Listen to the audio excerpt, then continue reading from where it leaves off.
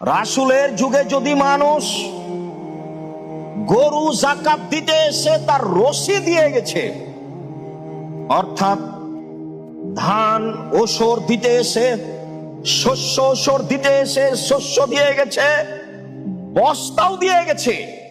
রাসূলের যুগে পশু প্রাণী যাকাত দিতে এসে পশু প্রাণী রেখে গেছে, তার রশিও রেখে গেছে। আজ আমার যুগে যদি মানুষ শস্য ওসর দেয়, বস্তা না দেয়, পশু প্রাণী যাকাত দেয়, রশি না দেয়, শস্য তো দূরের কথা, পশু প্রাণী দূরের কথা, আমি বস্তা এবং রশির জন্য যুদ্ধ চালিয়ে যাব।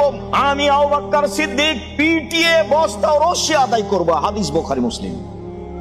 সম্মানিত মসজিদের মুসল্লি, অত্র সেই হাদিসে স্পষ্ট আমরা বুঝতে পারি যে যদি ইসলামিক ক্ষমতা থাকে তাহলে যাদের প্রতি যাকাত ফরজ হয়েছে তারা যদি যাকাত না দেয়, তারা যদি 5 ওয়াক্ত সালাত আদায় করে, তবুও তাদের হাতে রশি দিয়ে পিটিয়ে তাদের কাছ থেকে যাকাত আদায় করতে হবে। এটাই শরীয়ত।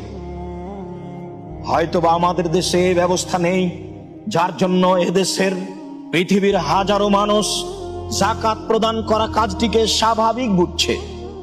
ইসলামের 5টি বিধানের মধ্যে যাকাতের বিধানটি যত শক্তিশালী ভাবে বলা হয়েছে, এত কঠোর ও কঠিন ভাবে অন্য বিধানকে পেশ করা হয়নি। কেন? এর মধ্যে নিঃস্ব মানুষের রুজির ব্যবস্থা রয়েছে। আল্লাহ তাআলা বিত্তশালীদের সম্পদের মাঝে নিঃস্ব মানুষের রুজি রেখে দিয়েছেন, কাজেই সে দিতে বাধ্য। এ পর্যন্ত বিবরণে বুঝছিলাম মানুষ যদি স্বেচ্ছায় যাকাত না দেয় তাহলে তাকে পিটিয়ে তার অর্থ সম্পদের যাকাত বের করা হবে।